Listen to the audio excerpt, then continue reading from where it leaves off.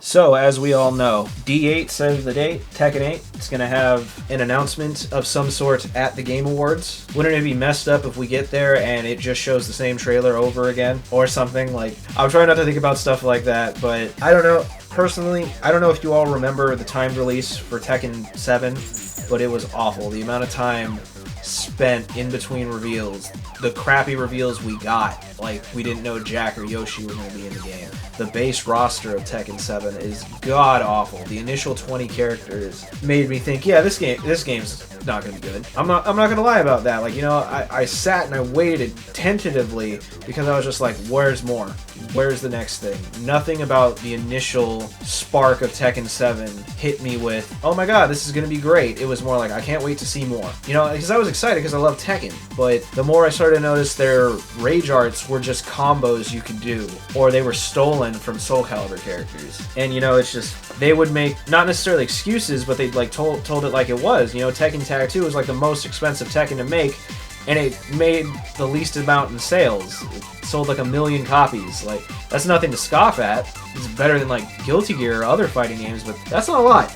And I guess by Namco's projections, that's not a lot. I guess especially when compared to other Tekken games, you know, Tekken 3 is still, you know, known as one of the best selling games of all time because of how well it sold at the time. It was either the third or the second top selling PlayStation 1 game. I'm pretty sure it was third. But the thing is, I only know the top selling, and that was Final Fantasy VII. Regardless, I'm hopeful, but I'm cautious. You know, the thing about Tekken reveals is they always like seem like, oh yeah, they're really great at first, what's the catch? If you don't mind me saying. Like, I don't like to be that guy, but, you know, Tekken 7 comes out. What's the catch? Like, a lot of fan favorites are DLC. A lot of fan favorites don't make it in.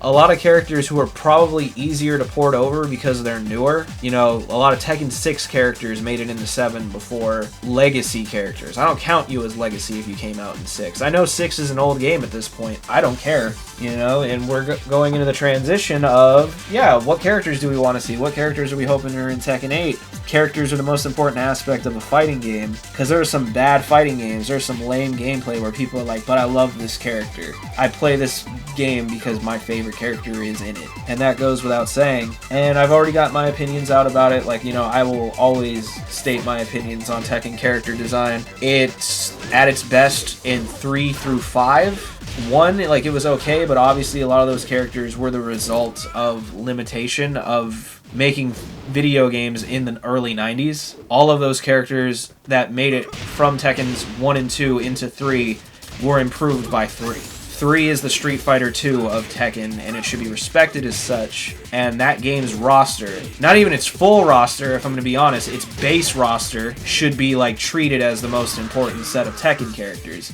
in my honest and humble opinion. They are characters that should never be in question for re-release, you know, recreation.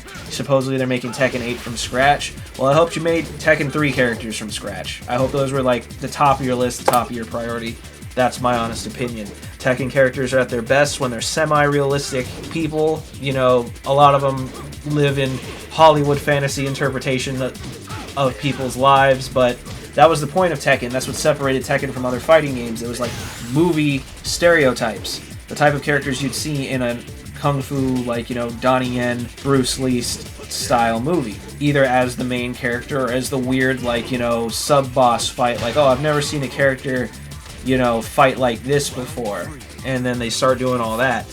Tekken 6 rolls around, and that's when the anime rolls in. It technically started with Lily in 5. Some people argue it was Asuka in 5, but I don't know, man. Asuka does a lot of authentic Japanese, like, fighting style type techniques. Lily does not. I don't know what Lily's doing. I don't know what you pretend Lily is doing. She's doing, like, ballet, elegant grace, like, you know, like pimp slaps and stuff. Anyway, point is, that's when the anime really rolled in, and I think those characters aren't as good. They aren't as well made.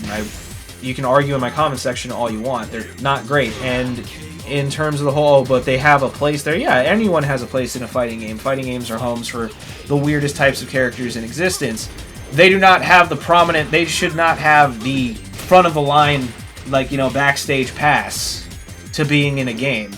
Like, that's my honest opinion. Like, we have King of Fighters for that. King of Fighters has the weirdest rogues gallery characters in all the fighting games, in my opinion. Those characters, some of them make no sense. Go play King of Fighters. But yeah, that's my input on the characters. In terms of gameplay, you ever realize we don't know what the health bars look like yet? I hope we at least get to see that. You know, I want to see what the game actually looks like in a real, like, fight. Like, if I sit down, look at the screen, and I'm playing the game, I want to know what that looks like. I want to be able to see the characters do different things. I don't want to see them land a hit, cut. Land a hit, cut. I don't want it to look like a Dragon Ball FighterZ reveal. I don't want it to look like a Guilty Gear Strive reveal. Actually, no, Guilty Gear was really good about it. Sorry, not Guilty Gear Strive. Guilty Gear Strive, make it like Guilty Gear Strive's reveals. Don't make it like DNF Duel's reveals. Don't let them land a hit and then cut to another character landing a hit, cut to another character. No.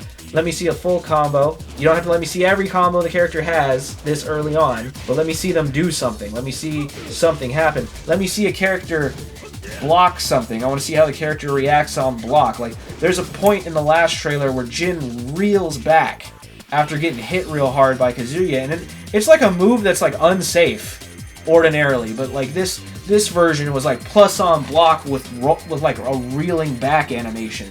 But like clearly, like Kazuya couldn't follow up. He couldn't do anything afterwards. It was like you were both unsafe. I want to see more of that. Yeah, I want to see more hits do stuff like that. I want chunkier, meatier hits. I want further out hitboxes. When I do an attack, I want my character to sit behind the attack. I don't want to get counter hit in my active frames, bro.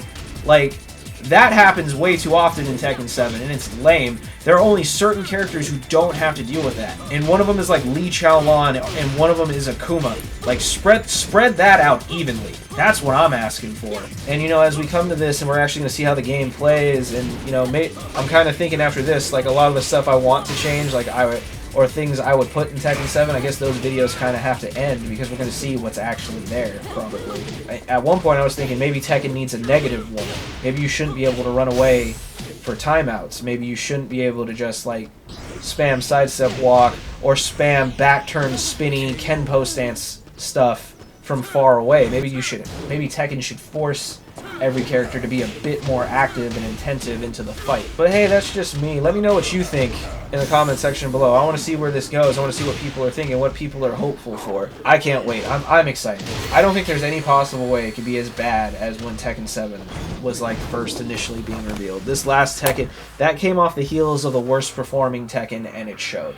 This is coming off the heels of supposedly the best performing Tekken, and I want to see how that works. I want to see how that plays out. Thank you for watching, and I'll see you guys in the next video.